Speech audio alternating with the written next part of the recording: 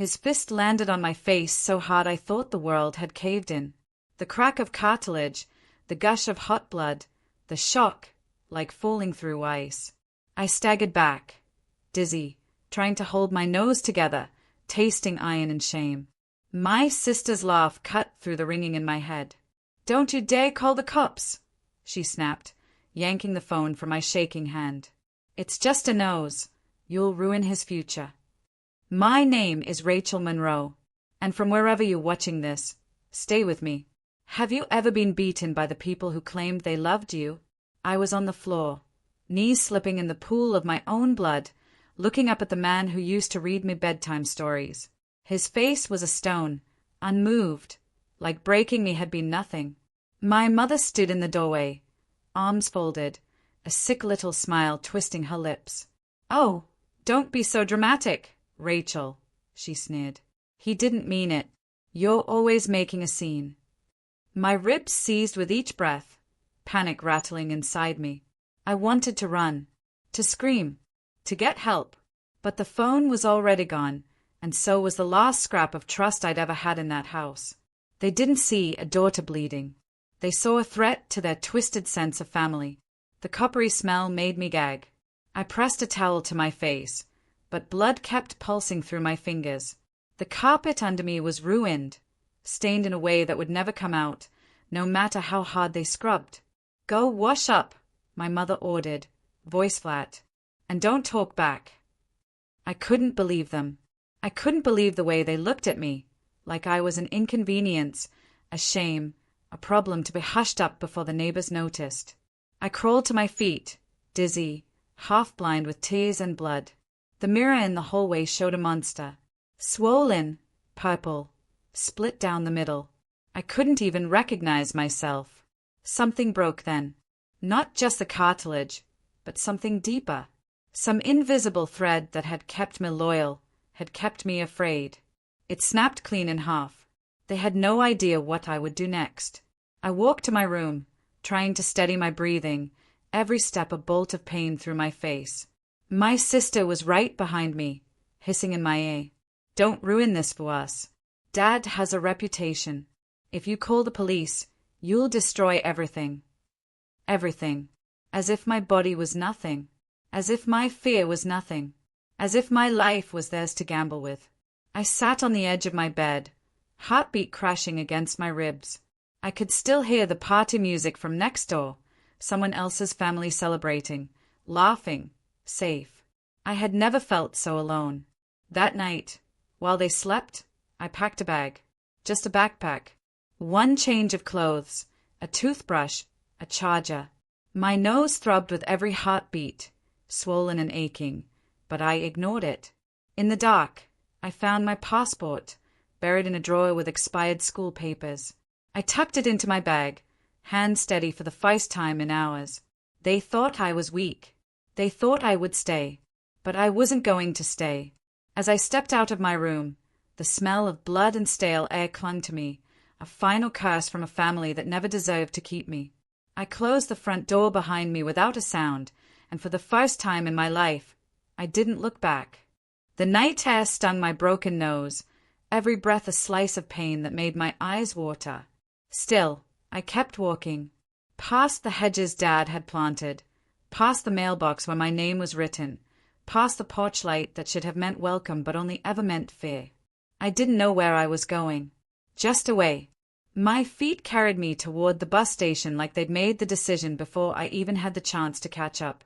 The street was quiet except for the far-off buzz of a highway, and I clutched the straps of my backpack so hard my fingers went numb. I remembered being a little girl, watching other families at church, how they hugged each other, how they held hands, how they smiled. I used to wonder if that was just for show, or if people really could be that gentle. Now I knew there were families who loved. Mine didn't. When I reached the bus terminal, the fluorescent lights made my head pound. I wiped a sleeve under my nose, smearing dried blood across my face, but I didn't care. A woman at the ticket window tried not to stare, but I saw the question in her eyes anyway. "Where to?" she asked, voice flat. I opened my mouth, then realized I didn't even know. There was nowhere. No friend to call, no relative who would believe me, no money except the $47 crumpled in my jeans pocket. Anywhere, I said finally, as far as this can take me. She clicked her tongue, typed something into her machine, then handed me a ticket. Next bus is in 30 minutes, she said. I thanked her, voice shaking, then collapsed onto a plastic bench. My nose was still dripping, crusted and raw. People gave me wide, uneasy looks, but no one came closer. That was fine. I didn't want their pity. I didn't want anything except freedom. I pulled my phone out of my pocket, surprised it still worked. My sister had tried to lock it before snatching it, but I'd gotten it back while they slept. I scrolled through the contact list, thumb hovering over Mom, Dad, even 911. Then I shut it off. They didn't deserve another word from me. My name is Rachel Monroe, and this is where I decided my story would change. 30 minutes later, I boarded the bus. The driver didn't even blink when he saw my swollen face. Maybe he'd seen worse. Maybe he didn't care. I sank into a sticky vinyl seat by the window. The hum of the engine rattled my bones, but it felt good, like something shaking the dust out of my soul. As the bus pulled away from the curb, I looked back just once. The street lamps cast a dull yellow glow on the houses I'd grown up around, houses where people slept safely, where no one worried that their father would break them, where no one had to run. For a second, I let myself wish I'd been born somewhere else. But then I pushed the thought away. That was over. The road stretched out ahead, dark and endless. It was terrifying. It was perfect. I pulled my hood up over my face, closed my eyes, and listened to the hiss of the tires. I had no plan, no safety net, but I had a promise, one I would keep even if it killed me. I would never go back.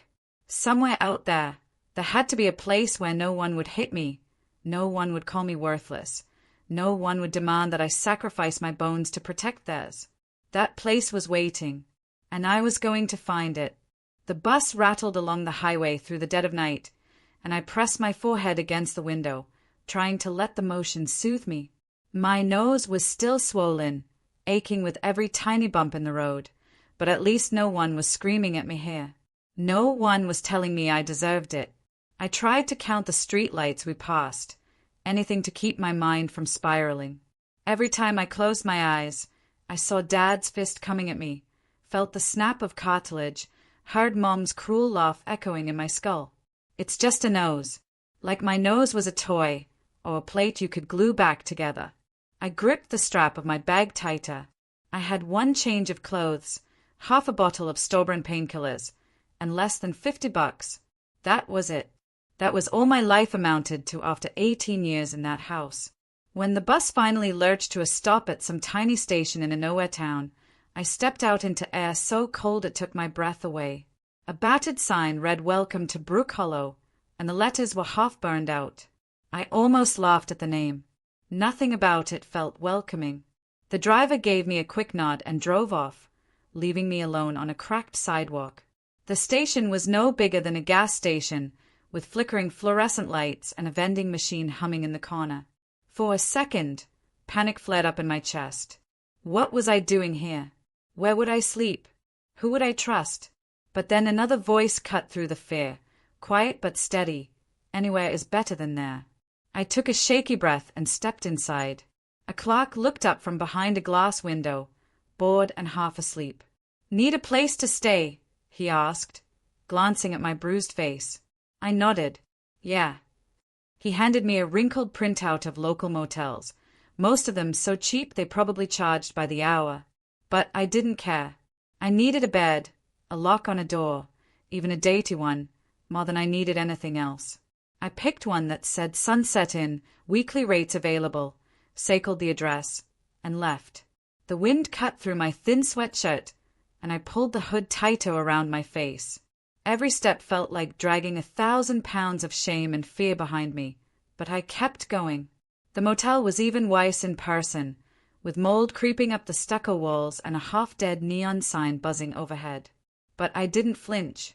I walked in, asked for a room, and counted out 20 wrinkled bills with shaking hands.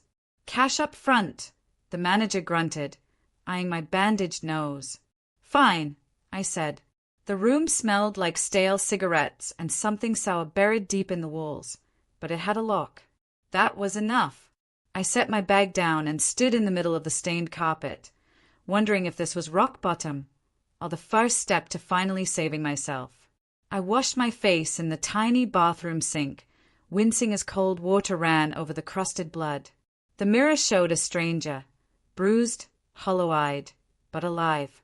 That mattered. I lay on the lumpy bed, phone in my hand, screen cracked but still working. I scrolled through old photos, me and my sister as kids, birthday cakes, vacation shots. Lies, every single one. None of those pictures showed the fists, the shouting, the quiet terror I learned to swallow. I deleted them, one by one, until the phone felt lighter, like a weapon instead of a chain. Somewhere in that filthy motel, I fell asleep for the first time in what felt like years. No footsteps outside my door, no one watching me with fists ready. It wasn't a happy ending, but it was a beginning. I woke up to a sunbeam slicing through the ragged motel curtains, landing right on my swollen nose. For a second, I forgot where I was, a moment of peace before the pain hit me like a hammer. I sat up too fast, my head pounding, heart lurching into panic until I remembered, they can't reach you here. That thought was the only thing that let me take a full breath. I shuffled to the tiny sink, splashed water on my face, and tried to study my reflection. The bruising was turning a sick green, crusted cuts around my nostrils, but the swelling was down just enough that I could breathe through it again. I looked like a fighter, a survivor. My phone buzzed on the chipped nightstand, screen flashing like a threat. I grabbed it with shaking hands, half expecting another string of texts from my sister telling me what a disappointment I was, how I'd ruined everything. But there was nothing. No calls, no texts, just a silence so deep it felt like exile. It should have hurt, but instead, it felt like freedom. I checked my money, less than $30 left. That wouldn't get me far. My stomach clenched. I needed food. I needed a plan. I needed to figure out what surviving actually looked like once the running was done. I stuffed the last of my cash in my pocket and stepped out into the morning. The town smelled like burned coffee and diesel fuel. The sidewalks cracked and buckled from years of neglect. Brook Hollow felt like a place people came to dissipate. Maybe that was perfect. A diner sat at the corner, old letters missing from its faded sign. The smell of greasy bacon pulled me inside, even though I knew I couldn't really afford a meal. I ordered black coffee, no refills, and sipped it slow, trying to think. The waitress noticed my bruises but didn't ask questions. She just gave me an extra napkin and a nod that felt like quiet understanding. I wanted to cry at the kindness of it.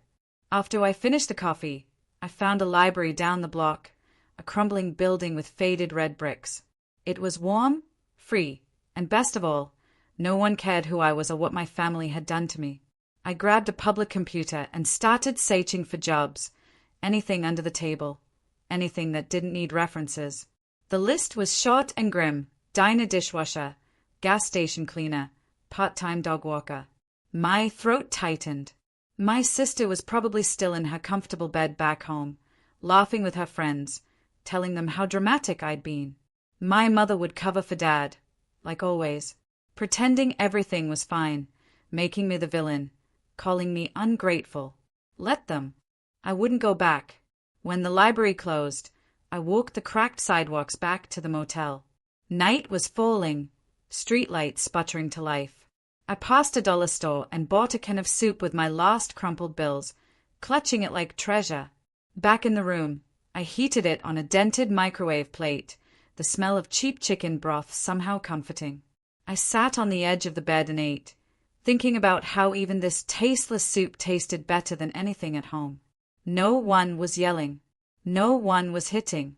No one was taking my phone from me. It was pathetic. It was perfect. When I finished, I lay on the bed, hugging my backpack like a shield. The night outside was loud with passing cars, dogs barking, a baby crying somewhere across the hall. But I felt safe. My nose still ached, my heart still felt shredded, but I was safe. That was enough. And for the first time since my father's fist broke my face, I started to believe I might survive. Morning in Brook Hollow was grey and harsh, like the town itself refused to wake up. I sat on the edge of the motel bed, the lumpy springs digging into my thighs, staring at my cracked phone screen. No new messages. No missed calls. They'd really decided to let me vanish. Just like that. Maybe they were relieved. A sick sort of laughter bubbled up in my throat before I could swallow it down. I'd been disposable to them for years. The scapegoat, the emotional punching bag, the one who was supposed to keep quiet so the family image stayed perfect. And when I finally broke free, no one even bothered to chase me. Good. I pulled on the same jeans from yesterday, the fabric stiff from dried blood. The bruising around my nose had turned a horrifying yellow-green, but at least it didn't leak anymore. I could breathe through it. Kind of. The Motel A was stale and thick with cigarette smoke from God knows how many guests before me. I opened the door, letting a rush of cool air slice through the claustrophobia. Out on the sidewalk, I took a moment to breathe. Really breathe. No one yelling. No one standing over me. I walked back to the library as soon as they opened, desperate for heat, for the smell of old paper, for a place where no one cared who I was. I sat at one of the public computers and scrolled through more hopeless job postings. Dog groomer, cashier, dishwasher. It was humiliating, but honest. I applied to every listing with trembling fingers, clicking submit like it was a prayer. Anything to keep me moving forward. Around lunchtime, I stepped out to the street, crossing toward the diner with its flickering neon sign. As I reached the door, a woman held it open for me, older, with deep lines around her eyes, the kind that told you she'd seen everything and survived it. She glanced at my nose, at the bruises, and then right into my eyes. No pity, just recognition. You okay, honey? For a second, I wanted to collapse into her arms and tell her everything. How my father had broken me, how my sister laughed, how my mother stood by and did nothing. But the words got stuck in my throat. I will be, I managed to say. She nodded, like she understood. That's enough, she said, then let the door swing shut behind her. Inside, I nursed another cup of coffee. Cheap, burnt, watery, but warm. I let my hands curl around it, grounding myself. I tried to make a list in my head. Find work. Save up for a better place. Maybe see a doctor about my nose. Never, ever go back. I repeated that last one like a mantra. Never go back. The image of my sister Smeg still burned behind my eyes, her voice echoing. Don't call the cops. You'll ruin his future. As if my bones didn't matter. As if I was just a prop in their perfect family play. I wasn't their prop anymore. I left the diner and walked for miles, letting the cold sting my cheeks. Brook Hollow was ugly and worn down, but every crack in the sidewalk felt like a promise that people could survive worse. That maybe I could, too. By the time I reached the motel, the sun was already slipping behind a line of leafless trees, leaving everything tinted blue and lonely. I closed the door behind me, dropped my backpack on the floor, and sat down hard on the carpet. Tomorrow, maybe I'd get a call back from one of those places. Maybe I'd have something to wake up for. But even if I didn't, I'd survived another day. That had to be enough. I pulled my knees to my chest, letting myself cry, really cry, for the first time since I left. Ugly, shaking sobs that cracked open something deep and buried.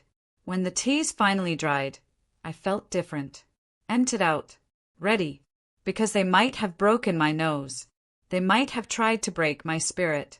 But they would never break my will to live. Morning came slow, seeping through the yellowed motel curtains like a hesitant apology. My head pounded, my nose still sore, but the bruises had started to fade. Every day, they looked a little less like evidence of my humiliation, and more like trophies. Proof I had survived. I checked my phone again. Still no messages. Still no missed calls. The silence had turned from painful to peaceful. I was finally learning how to breathe without wondering if someone would come bursting through the door to break me all over again. I splashed cold water on my face, wincing, then wrapped a scarf around my nose to block the chill and hide the fading bruises. I needed to look strong, even if I didn't feel it yet. The walk to the library was harsh, winter wind biting through my sleeves, but it made me feel awake, alive, a reminder that no matter what, I was still here. Inside, the same row of humming computers waited. I sat down and opened a fresh job listing site, scanning page after page. Finally, one post caught my eye. Server needed, no experience required, cash paid daily. My heart skipped. I could do that. I dialed the number, my hand shaking so badly I nearly dropped the phone. A bored voice answered on the second ring. Yeah. Hi. I'm calling about the server job, I stammered. Show up at 9 tonight, the voice said, then clicked off. No interview. No paperwork. Just show up. It felt risky, but I'd slept on a stained mattress for a week. I could handle risky. I spent the day rehearsing in my head. How to carry plates. How to keep a smile. How to keep my hand steady even if the customers yelled. I could take yelling. That was practically a family tradition. At sunset, I changed clothes, scrubbing my jeans as best I could, and walked across town to a neon-lit diner called Joe's Place. The outside was grimy, but inside it smelled like real food, hot and comforting. A woman in a torn apron looked me over, barely hiding her suspicion. You Rachel? Yes, I said. You're on table 7. Don't steal. Tips are yours. Stay out of the boss's way. That was it. No welcome speech, no rules except the ones that mattered. I tied on an old apron, picked up a pad, and stepped out onto the floor. Every table was full of tired, hungry people. Truckers, construction workers, young couples fighting quietly over fries. No one cared who I was. No one cared about the scarf around my nose. I was just another face, and I had a job to do. I moved through the tables, steady at first, then more confident with every order. Burger, coffee, extra ketchup. A few customers looked at me with pity when they caught the bruises, but no one said a word. I was grateful for that. I didn't want their rescue. I just wanted to be useful. By the end of the shift, I could barely stand. My feet ached, my nose throbbed, and my mind was numb. But I had $26 in tips and a promise of cash in the morning. That was more than survival. That was hope. As I limped back to the motel, I passed a window with my reflection in it. I stopped, staring at the scarf, the tired eyes, the exhausted shoulders. I didn't look like the daughter they'd broken anymore. I looked like a fighter. Back in my room, I counted the money 3 times, just to believe it was real. Then I stuffed it deep in my bag, locked the door, and sat on the bed with a quiet smile. Tomorrow, I'd go back. I'd earn more. I'd build something. They thought they'd shattered me forever. They were wrong. By the 3rd night at Joe's Place, the work felt less like survival and more like a rhythm. Table 7's regular wanted decaf. Table 5 always left pennies as a tip, no matter how kind I was. The grill guy liked to burn the bacon, and the dishwasher in the back smoked too many cigarettes. It was chaos, but it was my chaos. Nobody threw punches. Nobody snatched my phone away. Nobody told me my pain was an embarrassment to hide. Every night, I took my crumpled bills home, counted them under the weak motel lamp, and slipped them into the torn side pocket of my backpack. A sacred ritual. This was mine, earned with my own hands, not handed over by some reluctant parent or stolen by guilt. The bruises on my face had faded to a dull yellow. My nose was still a little crooked, but it made me look older, stronger, like someone who could survive a war. One night, while mopping up a spilled soda, a little girl at table 3 pointed at me with wide, unafraid eyes. "What happened to your face?" Her mom went pale, ready to scold her, but I shook my head and smiled. "I fell down," I lied, gently. The gal nodded like that made perfect sense, then went back to her fries. I turned away before my hands started shaking. When my shift ended, I stepped out into the night air, cool and honest against my skin. Brook Hollow was still a wreck, but in the moonlight, even the potholes and broken streetlights felt like hope. My phone buzzed in my pocket. For the first time in days, I looked. Mom. My throat tightened. That name used to make me flinch. Now it made me angry. I swiped the message open, bracing for poison. You need to come home. You've made your point. Your father feels awful. Let's move on. A bark of laughter escaped me, loud enough that a passing biker glanced at me funny. Made my point. I typed back with steady hands. No. And I blocked her number. No apology, no plea, no fake love could patch over what they'd done. My father's fists, my sister's smirk, my mother's cruel laugh. They'd buried their hooks in me for years, but I was free now. My freedom had a price, but I would pay it every day if it meant no one ever called me worthless again. At the motel, I laid on the creaky bed, clutching my cash like a talisman, a shield made of dollars instead of dreams. Tomorrow, I'd do it again. Pour coffee, carry plates, earn my place, and no one could take it from me. I closed my eyes, letting the sounds of distant traffic lull me. The ache in my bones was a good ache, and through labor, not violence. This was who I was now, a girl who could survive, with crooked bones and a stubborn heart that refused to die. They could keep their perfect little lies. I was done being their puppet. The sun came up over Brook Hollow, painting the stained motel walls in soft gold, and for once, it felt almost like a blessing. I stood at the window with my coffee, breathing in the quiet. No one yelling my name. No one pounding on the door. No one telling me I was the problem.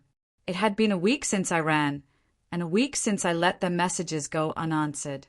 The more days passed, the more I realized their silence wasn't punishment.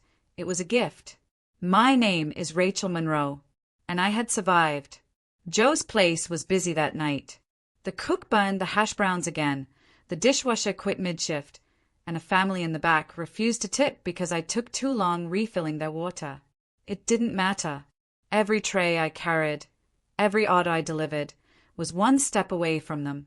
When my shift ended, I pulled my cash out of my apron, $63, tips included, and felt rich. I was building something. After work, I walked home slow, letting the night breeze cool my face. Brook Hollow was still a patchwork of busted sidewalks and broken streetlights, but somehow I loved it. It didn't pretend to be perfect. It didn't punish you for being scarred. The motel was still a dump, but it was my dump, and every time I twisted the key in the lock, I remembered that I had a choice now. Back inside, I spread my money across the thin bedspread and counted it 3 times. Enough to pay a week ahead at the motel. Enough to start saving for a tiny studio apartment somewhere with solid walls and no mold. I would get there.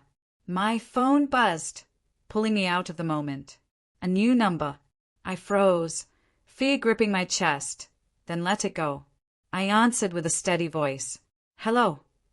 My sister's voice came through, fragile, like glass on the edge of shattering. Rachel, please. Dad's in therapy now. Mom says you should come home.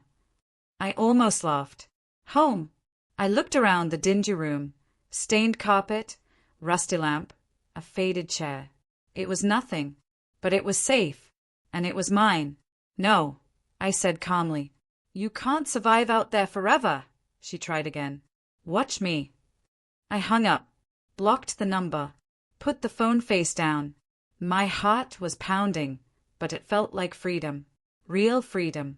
I turned off the lamp and sat in the dark, listening to the night sounds of trucks rumbling down the highway, a dog barking somewhere, the rustle of tree branches in the breeze. No fists, no insults, no one telling me to stay silent. Tomorrow I'd go back to Joe's place. I'd earn a little more. I'd scrape together rent for a real place. I'd build a life where no one could twist me up and call it love. I was still bruised. I was still scared, but I was free. And freedom was worth every wound, every night alone, every second of rebuilding. I pulled the blanket up to my chin, breathing slow, letting my body sink into the lumpy mattress. It wasn't heaven. It wasn't a fairy tale. But it was mine. And that was everything.